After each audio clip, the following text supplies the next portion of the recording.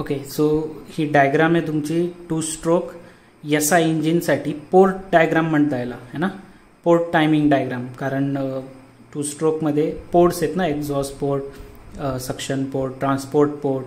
So हे सगळे ports open आणि क्लोज कधी होता ही त्यासाठी बनवलेली डायग्राम राहते. सध्याच्या स्थितीला तुम्हाला ही डायग्राम काय काहीच कळणार नाही, असू द्या, फक्त सध्या डायग्राम ड्रॉ करून ठेवा. तुम्हाला कदाचित ते सिलेबसला पण नाही आहे, पण एक ज्यावेळेस आपण 4 स्ट्रोक इंजिन शिकू त्याच्यानंतर मी तुम्हाला एक वॉल टायमिंग डायग्राम शिकवेल. फक्त एवढाच फरक आहे की ज्यावेळेस आपण 2 स्ट्रोकबद्दल बोलतोय त्यावेळेस आपण पोर्ट म्हणतो, 4 स्ट्रोकबद्दल आपण त्याला वॉल म्हणत असतो. ते काय राहील ते तुम्हाला समजेलच पुढे. सध्याच्या स्थितीला तुम्ही फक्त एवढी ही डायग्राम जी आहे ती ड्रॉ करून ठेवायची आहे. आणि एक गोष्ट एवढीच सांगतो की हे जे अँगल्स दिसत आहेत ना, हे अँगल क्रँकचे आहेत. क्रँकशाफ्ट फिरतो ना, एक रोटेशन म्हणजे किती डिग्री राहतं, पूर्ण 360 डिग्री. तर ते क्रँकच्या 360 डिग्री रोटेशनमध्ये किती डिग्रीला वॉल ओपन होतात, किती डिग्रीवर वॉल क्लोज होतात, स्पार्क प्लग कधी इग्नाईट होतो त्यावेळेस त्याचा अँगल किती फिरलेला राहतो, कॉम्प्रेशन किती अँगलमध्ये होतं, एक्सपान्शन जे होत राहतं किंवा पॉवर स्ट्रोक जो आहे तो आपला क्रँक किती ते किती अँगलमध्ये फिरतोय त्यावेळेस राहतं. हे सगळं इंडिकेट करण्याचं काम या डायग्रामचं राहतं. याला पोर्ट टायमिंग डायग्राम असं म्हटलं जातं. ठीक आहे, आता आपण CI इंजिन बघून घेऊ. CI म्हणजे compression ignition.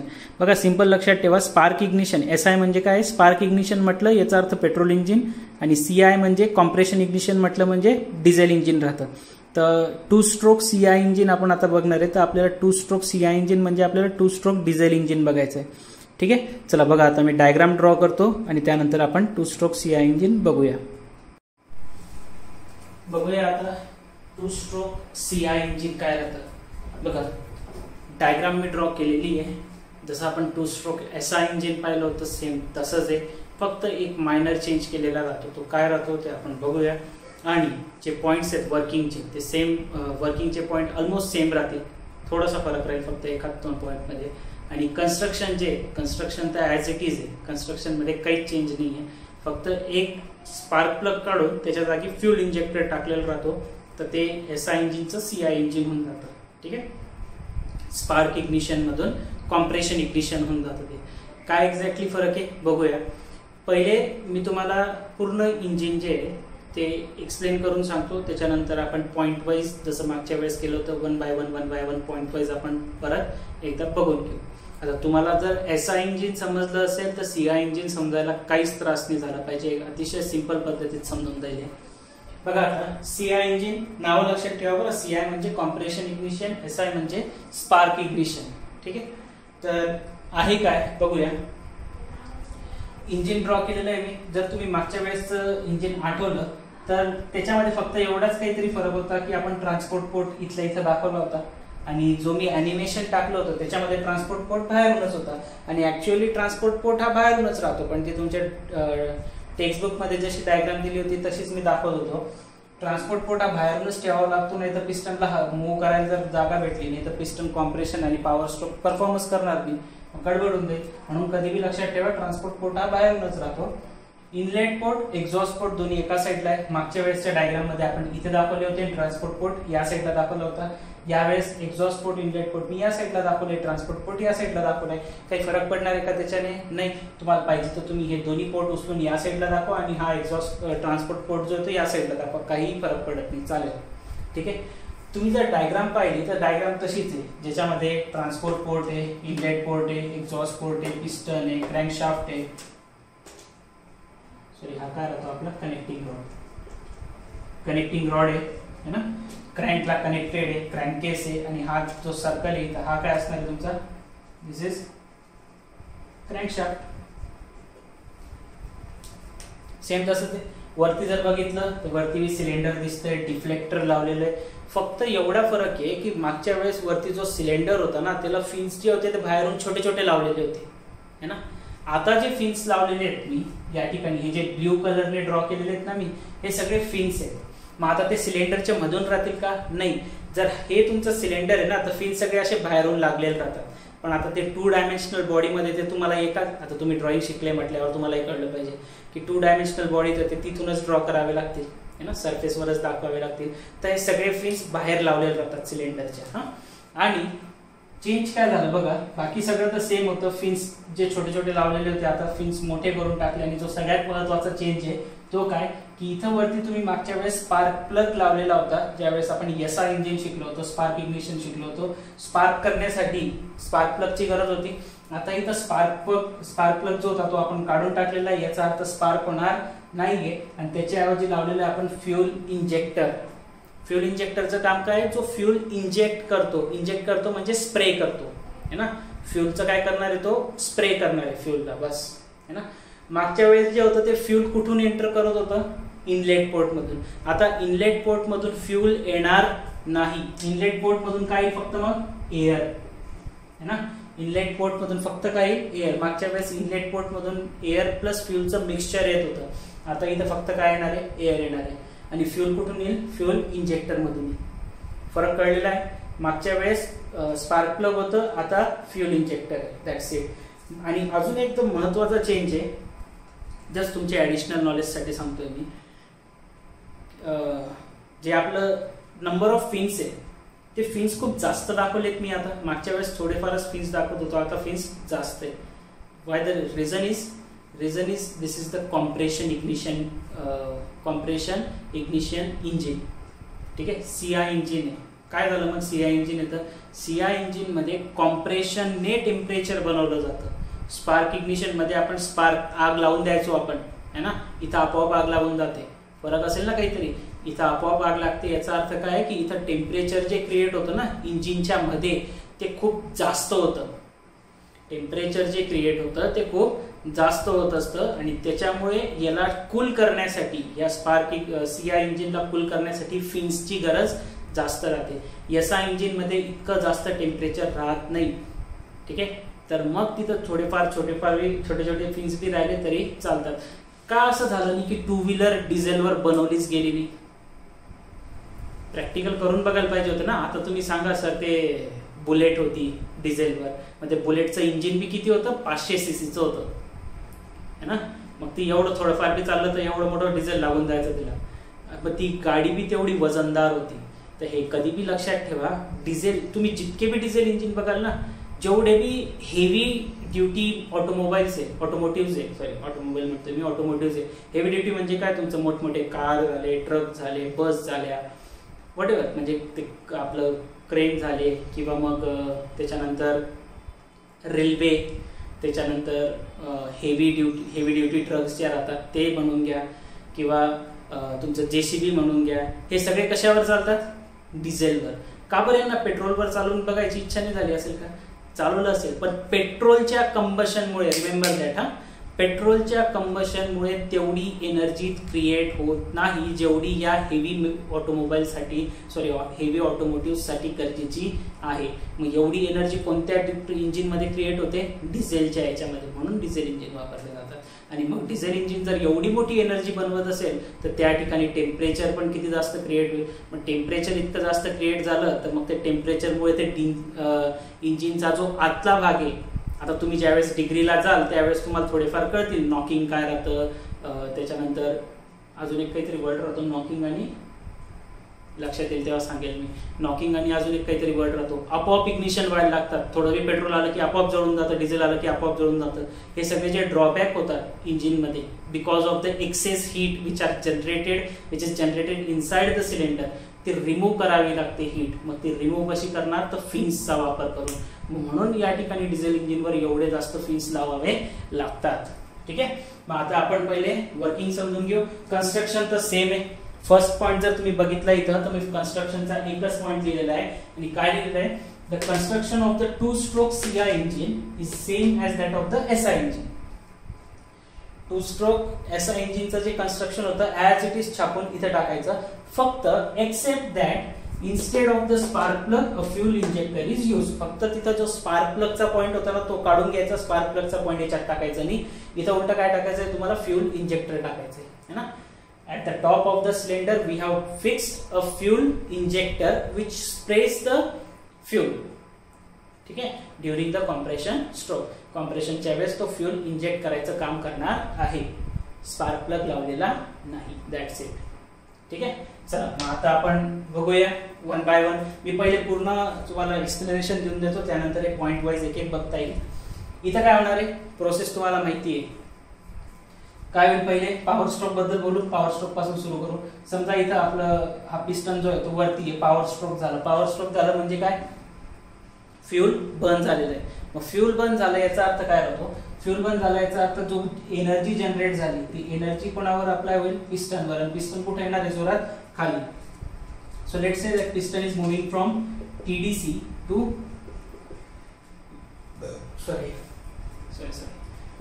let's say that piston is moving from TDC to BDC. ठीक आहे. टॉप डेड सेंटर पासून पिस्टन कुठे येतोय, बॉटम डेड सेंटर कडे येतोय. तर आता काय होईल बघा, ज्यावेळेस पिस्टन वरून खाली येत राहतो सगळ्यात पहिले कोण येतंय, एक्झॉस्ट पोर्ट. जसा पिस्टन वरून खाली यायला लागला सगळ्यात पहिले कोण ओपन होईल, पिस्टन खाली आल्यावर एक्झॉस्ट पोर्ट ओपन झाला है ना. आणि जसं मी तुम्हाला माहिती आहे की जसं पिस्टन खाली येत जातो तसं इथलं क्रँकेस मधलं जे एअर येणार आहे, आता फ्यूल नाही, चार्ज नाही, वर्किंग फ्लुइड नाही, फक्त काही एअर, जी एअर इनलेट पोर्ट मधून मध्ये आलेली आहे. कधी आली होती एअर मध्ये, ज्यावेळेस पिस्टन कुठून कुठे जात होता, बीडीसी कडून टीडीसी कडे. ज्यावेळेस पिस्टन खालून वर जात होता खाली काय क्रिएट होतं, सक्शन. सक्शन क्रिएट झाल्यामुळे या क्रँकेस मधलं जे प्रेशर आहे ते कमी होऊन जातं आणि इनलेट पोर्टच्या बाहेरचं जे ॲटमॉस्फेरिक प्रेशर आहे ते जास्त होतं. त्यामुळे इनलेट पोर्ट मधून एअर, जी फ्रेश एअर, ती कुठे येणार आहे, क्रँकेस मध्ये येईल. आणि ज्यावेळेस पिस्टन समजा आता वरून खाली येत होता टीडीसी कडून बीडीसी कडे, तर बिकॉज ऑफ द प्रेशर या क्रँकेस मधल्या एअरचं जे प्रेशर राहतं ते थोड्या प्रमाणात काय होऊन जातं, वाढून जातं. आणि त्यामुळे काय करते मग क्रँकेस, जी एअर राहते क्रँकेस मधली ती प्रेशराइज होऊन जाते. आणि ती प्रेशराइज झाल्यामुळे ती कुठे जाणार आहे, ट्रान्सपोर्ट पोर्ट मधून वर जाण्याचा प्रयत्न करेल. ठीक आहे. मग ज्यावेळेस आपण म्हणत होतो की पिस्टन टीडीसी कडून बीडीसी कडे येतोय तर सगळ्यात पहिले कोण ओपन होईल, एक्झॉस्ट पोर्ट. आणि एक्झॉस्ट पोर्ट मधून काय होईल, जे इथं जळलेले गॅसेस होते, जर पिस्टन वरून खाली येतोय तर कधी पिस्टन वरून खाली येतो, ज्यावेळेस वरती काय होतं, कंबशन होतं, इग्निशन झालेलं राहतं फ्यूलचं. तर मग या ठिकाणी जे एक्झॉस्ट गॅसेस राहतात, जळलेले गॅसेस राहतात, ते जळलेले गॅसेस सगळे कुठून बाहेर पडतील, एक्झॉस्ट पोर्ट मधून बाहेर पडतील. ठीक आहे. जो इथला फ्रेश एअर होती ती फ्रेश एअर कुठे येणार आहे, ट्रान्सपोर्ट पोर्ट मध्ये. जसा जसा पिस्टन खाली येत जातोय तर एक टाइम नंतर, सध्या आता बघा इथं जर बघितलं तर ट्रान्सपोर्ट पोर्ट काय क्लोज आहे बिकॉज ऑफ द पिस्टन. जसं तुम्हाला सांगितलं होतं की पिस्टन एकदम जवळ राहतं सिलेंडरच्या वॉलच्या, आता हे क्लोज होता. जसा पिस्टन पूर्ण बीडीसी वर येऊन जाईल, खाली येऊन जाईल, ट्रान्सपोर्ट पोर्ट काय होऊन जाईल, ओपन. आणि ट्रान्सपोर्ट पोर्ट ओपन झाल्यामुळे बघा आता डिफ्लेक्टरचं काम काय होतं की डिफ्लेक्टर काय करेल, जी काही फ्रेश एअर येते ती फ्रेश एअरला अशा पद्धतीने डायरेक्ट करेल, डिफ्लेक्ट करेल की ती फ्रेश एअर डायरेक्टली कुठे गेली पाहिजे, at the top of the cylinder. आणि त्या टॉप ऑफ द सिलेंडरला फ्रेश एअर येते तोपर्यंत इथले एक्झॉस्ट गॅसेस काय होतात, बाहेर चालले जातात. ठीक आहे. मग इथले एक्झॉस्ट गॅसेस बाहेर गेले, जसं तुम्हाला माहिती की पिस्टन खालून वर जातो त्यावेळेस खाली सक्शन होतं, तसंच पिस्टन वरून खाली गेलं तर वरती पण सक्शन होईल की नाही होणार, होईल. पिस्टन जर तिथली एअर खेचून खाली आणतोय तर इथं पण सक्शन होतं. त्याच सक्शनमुळे तर, आणि वरून वरती जसं सक्शन होतंय खाली काय होतंय, प्रेशर होतंय. वरती पिस्टन वरून खाली येतोय याचा अर्थ वरती काय होतंय, सक्शन होतंय. पण पिस्टन खाली येऊन त्या एअरला दाबतोय म्हणजे इथं काय होतंय, प्रेशर होतंय, प्रेशराइज होते एअर. तर प्रेशर इन्क्रीज होतं, वरती सक्शन होतं. इथलं प्रेशर इन्क्रीज झाल्यामुळे एअर जी ती ट्रान्सपोर्ट पोर्ट मध्ये येऊन जाते, इथं सक्शन आल्यामुळे ट्रान्सपोर्ट पोर्ट मधून एअर वरती चालले जाते. ठीक आहे. आणि तोपर्यंत काय होतं, मग जे एक्झॉस्ट गॅसेस राहतात ते बाहेर पडलेले नसतात. ठीक आहे, बाहेर निघून जातात. आणि पिस्टन कुठे येणार आहे, परत खाली. ना पिस्टन परत आता कुठं जाईल, बीडीसी कडून टीडीसी कडे. कोणता स्ट्रोक राहील तो, कॉम्प्रेशन स्ट्रोक. पहिला कोणता स्ट्रोक एक्सप्लेन केला आपण, पॉवर स्ट्रोक. आता इथून फ्रेश एअर वरती आलेली आहे आणि पिस्टन कुठे आहे, बॉटम डेड सेंटरला. बॉटम डेड सेंटर कडून पिस्टन कुठे चाललेला आहे, टॉप डेड सेंटर कडे. मग बॉटम डेड सेंटर बीडीसी कडून ज्यावेळेस पिस्टन टीडीसी कडे जातोय बघा, सगळ्यात पहिले जाता जाता वरती तो कोणाला क्लोज करेल, ट्रान्सपोर्ट पोर्ट बंद. हा अजून थोडा वर जाईल, अजून थोडा वर जात असताना एअर काय व्हायला लागेल, थोडी प्रेशराइज व्हायला लागेल है ना. जसं मागच्या वेळेस चार्ज प्रेशर होऊन राहिला होता तसं आता फक्त इथं कोण आहे, एअर आहे. तर एअरचं काय व्हायला लागेल, कॉम्प्रेशन व्हायला लागेल. एअरचं कॉम्प्रेशन होतंय याचा अर्थ काय होऊन जाईल बघा, आता जसं जसं पिस्टन वर जाईल एअर कॉम्प्रेस्ड व्हायला लागेल थोडी, आणि एक पर्टिक्युलर टाइम नंतर पिस्टन जेव्हा वर येऊन जाईल एक्झॉस्ट पोर्ट पण काय होऊन जाईल, बंद. तर ज्यावेळेस पिस्टन वरती येत असतो त्यावेळेस एक्झॉस्ट पोर्ट आणि ट्रान्सपोर्ट पोर्ट दोन्ही काय राहतात, बंद. ओपन करून राहतो फक्त इनलेट पोर्ट. आणि त्याच क्षणाला ज्यावेळेस पिस्टन खालून वर जात राहतो इथून फ्रेश एअर काय होऊन जाते, मध्ये येऊन जाते. ठीक. आता पिस्टन वर चालला होता, एक्झॉस्ट पोर्ट बंद आहे, ट्रान्सपोर्ट पोर्ट बंद आहे. ठीक आहे. जसं जसं पिस्टन वर चाललाय टीडीसी कडे, टॉप डेड सेंटर कडे, त्या ठिकाणी जी एअर आहे सिलेंडरच्या मध्ये, इनसाइड द सिलेंडर जी एअर आहे ती एअर काय होत चाललेली, पिस्टन जसा वर येतोय तर एअर कॉम्प्रेस्ड होते. आणि because of the compression of the air, एअरचं टेम्परेचर आणि प्रेशर हे खूप जास्त प्रमाणात वाढून जातं ना, because of the compression of air pressure. आता जर आपल्याला प्रेशरचं, एअरचं प्रेशर आणि टेम्परेचर जर वाढवायचं, याचा अर्थ काय की आपल्याला कॉम्प्रेशन बी जोरदार करावं लागेल है ना, तरच ते प्रेशर टेम्परेचर काय होईल, एअरचं वाढेल. आणि ते वाढलंच पाहिजे. जर प्रेशर टेम्परेचर नाही वाढलं तर फ्यूल जळेल का, मग नाही. तर मग त्याच्यासाठी हा जो कॉम्प्रेशन राहतो हा बी जोरदार राहतो. याचा कॉम्प्रेशन रेशो पिस्टनचा खूप जास्त राहतो डिझेल इंजिन मध्ये, म्हणून तर हीट जनरेट होते एवढी. मग हा पिस्टन वर गेला तर याचा अर्थ काय की इथलं जी एअर होती ती एअरचं टेम्परेचर खूप जास्त वाढतं, एअरचं प्रेशर खूप जास्त वाढलेलं राहतं. सो टेम्परेचर आणि प्रेशर जास्त वाढल्यामुळे ज्या वेळेस पिस्टन हा टीडीसी ला पोचण्यातच असणार आहे त्या क्षणाला फ्यूल इंजेक्टर मधून हाय प्रेशरने फ्यूल इंजेक्ट केलं जातं. काय सांगितलं, ज्यावेळेस पिस्टन हा टॉप डेड सेंटर कडे पोहोचतच राहतो, एअरचं टेम्परेचर प्रेशर वाढलेलं राहतं, त्या क्षणाला फ्यूल इंजेक्टर मधून जे फ्यूल राहतं ते स्प्रे केलं जातं विथ द हाय प्रेशर. असं नाही की फक्त टाकून दिलं, एकदम प्रेशरने सोडलं जातं. आणि ते प्रेशरने सोडल्यामुळे एकदम जोरात ते फ्यूल त्या हाय टेम्परेचर एअर सोबत कॉन्टॅक्ट मध्ये येतं, आणि त्याच्यामुळे टेम्परेचर काय आहे एअरचं हाय, जास्त टेम्परेचर असल्यामुळे तो जो फ्यूल त्या ठिकाणी त्या एअर मध्ये स्प्रे केला गेला तो फ्यूल काय होऊन जातो, जळतो. आणि जळल्यामुळे काय होणार आहे, मग फ्यूलचं जर कंबशन झालं तर फ्यूलचं कंबशन झालं, इग्निशन झालं, याचा अर्थ काय, मग आता तिथं खूप सारी एनर्जी क्रिएट झाली. आणि ती एनर्जी किंवा जे गॅसेस त्या ठिकाणी जनरेट झालेले ते गॅसेस काय प्रयत्न करतील, एक्सपांड होण्याचा प्रयत्न करतील. गॅसेस काय ट्राय करणार आहे, एक्सपांड व्हायचा ट्राय करणार आहे. मग गॅसेस एक्सपांड ज्यावेळेस होतील तर गॅसेस एक्सपांड होत असताना ते प्रेशर अप्लाय करतील. तुम्ही थर्मोडायनामिक्स शिकले तर त्याच्यामध्ये specific heat at constant volume आणि specific heat at constant pressure जर शिकले असाल तर तुम्हाला हा कन्सेप्ट व्यवस्थित अजून मजेदार समजेल. एकदम असा फील येईल तुम्हाला की अरे हा ते आपण तिथं शिकलो होतो. पण जर तुम्हाला ते माहित नसेल तर मग ठीक आहे, फील थोडा कमी येईल पण येईल नक्की. इथं काय झालं, जोरात स्फोट झाला, आणि स्फोट झाल्यामुळे मग आता त्या गॅसला कुठं जायला जागा सापडली का, नाही. तो सरळ कोणाला दाबेल, मग कोणावर प्रेशर अप्लाय करेल, पिस्टनवर. आणि पिस्टनवर त्याचमुळे जोरात टीडीसी कडून कुठे येईल, बीडीसी कडे येईल. सो पिस्टन टीडीसी कडून बीडीसी कडे येत असताना परत तेच पहिले कोणाला ओपन करेल, एक्झॉस्ट पोर्टला. टीडीसी कडून बीडीसी कडे येतोय, याचा अर्थ कोणता स्ट्रोक आहे, दुसरा स्ट्रोक, पॉवर स्ट्रोक चालू आहे. तर इथून जे एक्झॉस्ट गॅसेस बनले ते एक्झॉस्ट पोर्ट मधून बाहेर, ठीक आहे, खाली येत असताना ट्रान्सपोर्ट पोर्ट ओपन होईल. ठीक, ट्रान्सपोर्ट पोर्ट मधून फ्रेश एअर परत वरती घेईल, आणि इनलेट पोर्ट जो आहे तो थोड्या वेळासाठी बॉटम डेड सेंटरला आल्यावर क्लोज होतो, परत पिस्टन वर जातो. सो अशा पद्धतीने ही सायकल कंटिन्युअसली रिपीट होते. तर इथं चेंज काय झालं, चेंज एवढाच आहे की मागच्या वेळेस एअरचं जे कॉम्प्रेशन होऊन राहिलं होतं ते तितकं जास्त नव्हतं. याचा अर्थ काय की पिस्टन जे वापरलं जातं त्या ठिकाणी, किंवा जो कॉम्प्रेशन रेशो क्रिएट करायचा राहतो पेट्रोल इंजिन मध्ये किंवा एसआय इंजिन मध्ये, तो कमी राहतो, कॉम्प्रेशन रेशो कमी राहतो.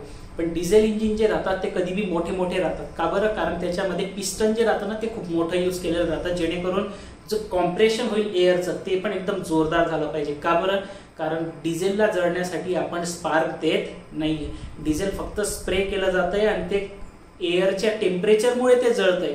मग त्यामध्ये एक अजून पॉइंट असा बी येतो जो जस्ट तुमच्या नॉलेजसाठी आहे बघा. सेल्फ इग्निशन टेम्परेचर नावाचा एक कन्सेप्ट राहतो. सेल्फ इग्निशन टेम्परेचर म्हणजे काय, जे इन्फ्लामेटरी फ्लुइड्स आहेत ना, जसे पेट्रोल झालं, डिझेल झालं, जे एकदम जळतात, रॉकेल झालं, यांचं स्वतःचं एक टेम्परेचर राहतं की त्या टेम्परेचरला जाऊनच ते जळायला लागतील, है ना.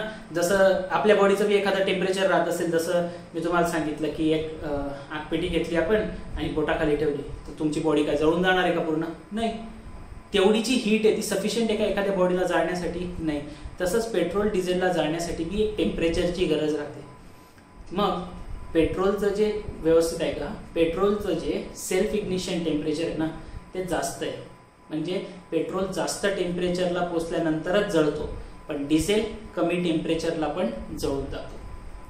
म्हणून पेट्रोलमध्ये स्पार्क द्यायची गरज राहते, कारण पेट्रोल स्वतःहून लवकर जळत नाही आणि डिझेलमध्ये स्पार्क द्यायची गरज पडत नाही. हां, मग स्पार्क द्यायची गरज पडत नाही याचा अर्थ असा पण आहे की त्या ठिकाणी कॉम्प्रेशन पण जास्त करावं लागतं. सो ही प्रोसेस आहे डिझेल इंजिनमध्ये किंवा CI इंजिनमध्ये सेमच आहे, फक्त स्पार्क प्लगच्या जागी आपण फ्युल इंजेक्टरचा यूज करणार आहे. ठीक, चला आता पॉइंट वाइज बघून घेऊया. फर्स्ट पॉइंट मी तुम्हाला एक्सप्लेन केलेला आहे. सेकंड पॉइंट काय लिहिलाय बघा, 1 power stroke is completed in a 1 revolution of the crankshaft. मागचाच पॉइंट आहे, मागच्या वेळेस मी दिला होता की एक पॉवर स्ट्रोक जो आहे तो कम्प्लीट होऊन जातो एका रिव्हॉल्युशन मध्ये क्रँकशाफ्टच्या. आणि जे 2 स्ट्रोक आहेत कोणते, सक्शन आणि एक्झॉस्टचा, ते 2 स्ट्रोक काय होऊन जातात या 2 स्ट्रोक इंजिन मध्ये एलिमिनेट होऊन जातात, कारण एका रिव्हॉल्युशन मध्ये एक स्ट्रोक कम्प्लीट होतोय. पॉवर स्ट्रोक म्हणा किंवा मग कॉम्प्रेशन स्ट्रोक म्हणा. नेक्स्ट पॉइंट बघा काय लिहिलंय, as the piston move down during the power stroke. Piston जे काय होतोय पॉवर स्ट्रोकच्या ड्युरेशन मध्ये कुठं मूव्ह होतोय, डाऊन, कुठून कुठे, TDC कडून BDC कडे. It first uncovers the exhaust port. मी तुम्हाला सांगितलं की पिस्टन ज्यावेळेस वरून खाली येत राहतो तो पहिल्यांदा कोणाला अनकव्हर करतो किंवा ओपन करतो, एक्झॉस्ट पोर्टला. Then the pressure inside the cylinder falls. या सिलेंडर मधलं प्रेशर काय होतं मी तुम्हाला सांगितलं की पिस्टन वरून खाली येतोय तर वरती काय होऊन जातं, सक्शन क्रिएट होतं, म्हणजे प्रेशर कमी होऊन जातं. तर तेच दिलं इथं, the pressure inside the cylinder falls below the atmospheric pressure as the product of combustion sweeps out from the cylinder. काय सांगितलंय की जसा पिस्टन वरून खाली येत राहतो ना आणि जे एक्झॉस्ट गॅसेस इथं बनलेले आहेत ते या एक्झॉस्ट पोर्ट मधून बाहेर पडून जातात, मग त्यामुळे इथं काय क्रिएट होऊन जातं, प्रेशर घटून जातं. आणि ते प्रेशर घटल्यामुळेच इथून ट्रान्सपोर्ट पोर्ट मधून फ्रेश एअर जी आहे ती वरती येणार आहे. चला नेक्स्ट पॉइंट बघूया. नेक्स्ट पॉइंट बघा काय आपला fourth point, further downward movement. आता आपण पहिले TDC टू BDC वाला पाहिलं की TDC टू BDC ज्यावेळेस पिस्टन येतोय तर एक्झॉस्ट पोर्ट ओपन होतोय आणि त्यानंतर फर्दर डाऊनवर्ड मुवमेंट झाल्यानंतर जो ट्रान्सपोर्ट पोर्ट आहे वरती बेसिकली प्रेशर काय होतंय, डिक्रीज होतंय. आणि प्रेशर डिक्रीज होतंय का बरं, कारण जे एक्झॉस्ट गॅसेस तयार झालेले होते सिलेंडरमध्ये ते एक्झॉस्ट गॅसेस बाहेर निघत आहेत एक्झॉस्ट पोर्टमधून. पुढचा पॉइंट बघा काय लिहिलं आहे, further downward movement of the piston uncover the transport port. पहिले एक्झॉस्ट पोर्ट ओपन झालं डाऊनवर्ड मुवमेंटमुळे आणि त्याच्यामुळे इथलं प्रेशर काय व्हायला लागलं होतं, कमी व्हायला लागलं होतं आणि एक्झॉस्ट गॅसेस बाहेर पडले.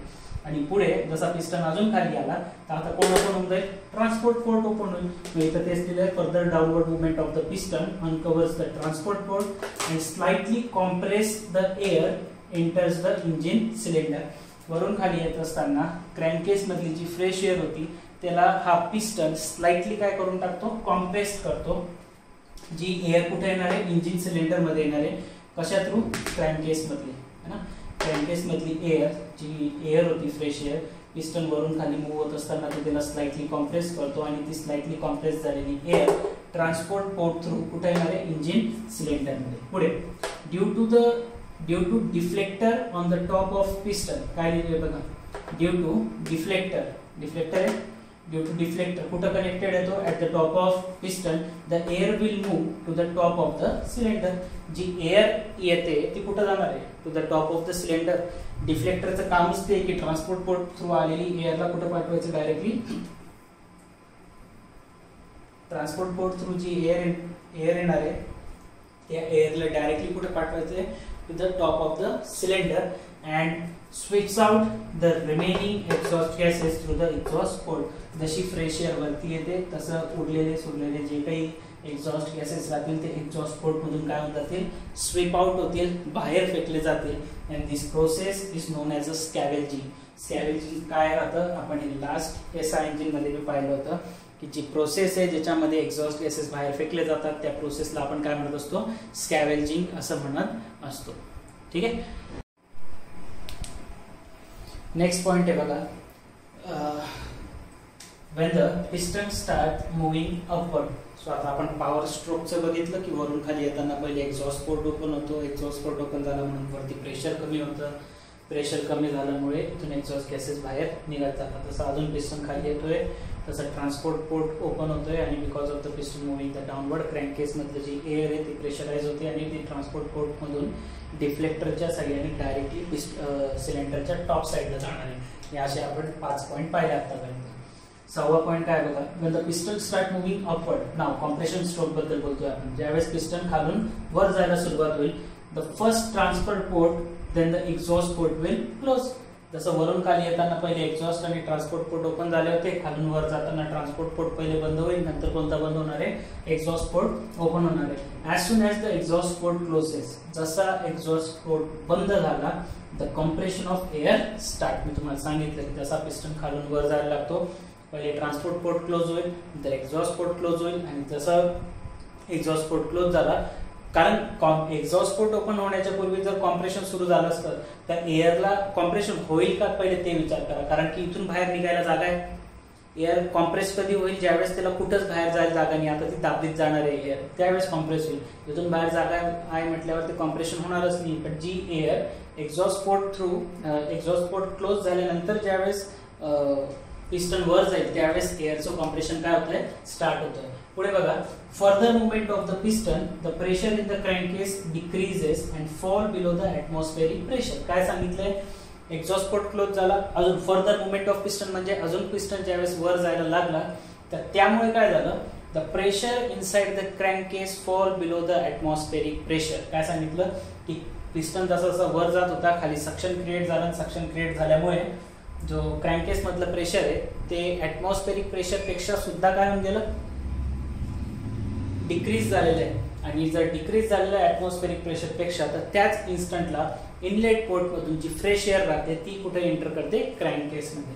इथं तेच लिहिलंय बघा, it fall below the atmospheric pressure and the fresh air drawn into the क्रँकेस through the inlet port. Inlet पोर्टच्या साह्याने फ्रेश एअर जी राहते ती क्रँकेस मध्ये एंटर करून जाते. ठीक आहे, तर हे झालं तुमचं कॉम्प्रेशन स्ट्रोक बद्दल. नेक्स्ट पॉईंट बघूया. नेक्स्ट पॉईंट बघा काय, पॉईंट नंबर 1. आतापर्यंत आपण कॉम्प्रेशन बद्दल बोललो. कॉम्प्रेशन मध्ये ट्रान्सपोर्ट पोर्ट पहिले क्लोज होणार आहे, मग एक्झॉस्ट पोर्ट क्लोज होईल आणि एक्झॉस्ट पोर्ट ओपन झाला की एअरचं कॉम्प्रेशन स्टार्ट होईल ना. At the end of compression काय होतं बघा, आणि मी नेक्स्ट पॉईंट मध्ये 7 नंबरच्या पॉईंट मध्ये काय सांगितलं की जसं कॉम्प्रेशन होत राहतं, इथं सक्शन क्रिएट होतं क्रँकेस मध्ये आणि inlet port through fresh air जी राहते ती क्रँकेस मध्ये एंटर करते. पॉईंट नंबर 8 काय, at the end of the compression stroke, जसा कॉम्प्रेशन स्ट्रोक एंड व्हायला येणार आहे, the fuel is injected under the pressure in the form of fine spray into the engine cylinder through the fuel injector. काय सांगितलंय, जसं compression stroke end व्हायला येतो म्हणजे ऑलमोस्ट पिस्टन ज्यावेळेस टीडीसीच्या जवळ पोहोचलेला असतो त्यावेळेस फ्यूल इंजेक्टर मधून जे फ्यूल राहणार आहे ते स्प्रेच्या फॉर्म मध्ये हाय प्रेशरने इंजेक्ट केलं जाईल. इथं तेच लिहिलंय बघा, the fuel is injected under the pressure, high pressure सोबत in the form of fine spray केलं जात असतं काय, फ्यूल. ठीक आहे, कुठं, इंजिन सिलेंडर मध्ये. आणि कोणा थ्रू स्प्रे करणार आहे तर फ्यूल इंजेक्टर मधून ते स्प्रे केलं जातं. नेक्स्ट पॉईंट बघा, due to high compression ratio the temperature of the air is high which is sufficient to ignite the fuel. काय सांगितलं होतं मी तुम्हाला की जसं कॉम्प्रेशन होतं ना, तर कॉम्प्रेशन मध्ये डिझेल इंजिन मध्ये पिस्टन बी मोठं वापरतात का, कारण कॉम्प्रेशन जास्त झालं पाहिजे आणि कॉम्प्रेशन जास्त झालंय म्हणजे एअरचं टेम्परेचर जास्त राहतं आणि ते एअरचं जे टेम्परेचर आहे ते सफिशियंट राहतं. कशासाठी, हे जे फ्यूल इथं इंजेक्ट केलंय किंवा फ्यूल जे स्प्रे केलेलं आहे त्या फ्यूलला इग्नाइट करण्यासाठी, त्या फ्यूलला जाळण्यासाठी ना. इथं तेच लिहिलंय बघा, that fuel is that temperature is high temperature is sufficient to ignite the fuel and suddenly due to the ignition pressure and temperature of the combustion product increases. आता काय झालं, फ्यूल जसं पिस्टन वर जात होता, कॉम्प्रेशन झालं आणि compression झाल्यानंतर त्या एअरचं टेम्परेचर इनफली वाढून गेलं होतं. जसा फ्यूल स्प्रे केल्यामुळे तिथं काय झालं आहे, इग्निशन झालं, स्फोट झाला आणि स्फोट झाल्यामुळे काय होतील, सगळे जे फ्यूल होतं ते सगळं गॅसमध्ये कन्व्हर्जन झालं आणि गॅसमध्ये कन्व्हर्जन झाल्यामुळे त्याचं प्रेशर आणि टेम्परेचर सडनली काय होऊन जातं, एकदम इन्क्रीज होतं, कारण ते एकदम जोरात स्फोट होतो ना त्याचा. तर मग त्या ठिकाणी प्रेशर आणि टेम्परेचर सडनली एकदम इन्क्रीज होऊन जातं. तेच इथं लिहिलं आहे आपण बघा, due to high compression ratio air temperature increases suddenly due to the ignition temperature. इथपर्यंत लिहिलं होतं आपण बघा, the temperature of the combustion product म्हणजे काय, जळल्यानंतर जे उरलेलं आहे ना तो गॅस ना, तर त्याचं टेम्परेचर काय होऊन जातं, सडनली एकदम इन्क्रीज होतं आणि त्याच्यामुळे the pressure is act on the piston. जसं मी तुम्हाला सांगितलं होतं, गॅस तिथं स्फोट झाल्यामुळे काय की गॅसला एक्सपांड व्हायला जागा पाहिजे, पण गॅसला एक्सपांड व्हायला जागा भेटत नाहीये. मग गॅसला एक्सपांड व्हायला जागा भेटत नाही, तर तो कोणावर फोर्स अप्लाय करतो, पिस्टनवर फोर्स अप्लाय करतो आणि पिस्टनवर फोर्स अप्लाय करतो. त्या पिस्टनला काय करणार आहे, पुश करणार आहे. कोणत्या साईडला, डाऊनवर्डला.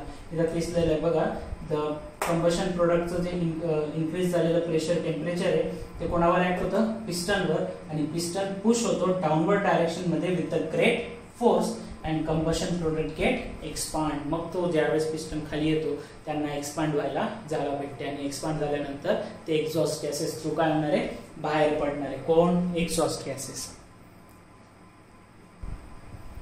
लास्ट पॉइंट काय बघा, ड्युरिंग द एक्सपान्शन काय झालं, फ्युल वरती जाऊन कॉम्प्रेशन झालं. कॉम्प्रेशन झाल्यानंतर एअर टेम्परेचर जास्त होतं, फ्युल स्प्रे झाला हाय प्रेशरने, तिथं कंबशन झालं, इग्निशनमुळे फ्युल एक्सपांड झालं आणि एक्सपांड झाल्यामुळे पिस्टन डाऊनवर्ड डायरेक्शन मध्ये पुश करण्यात आलं. मग काय दिलंय बघा, during the expansion that heat energy produce is transfer into the mechanical work. इथं जी हीट जनरेट झाली होती त्या हीटमुळे पिस्टन खाली जोरात आलं ना, मग हीटचं कन्वर्जन कशात झालं, मेकॅनिकल वर्क मध्ये झालं.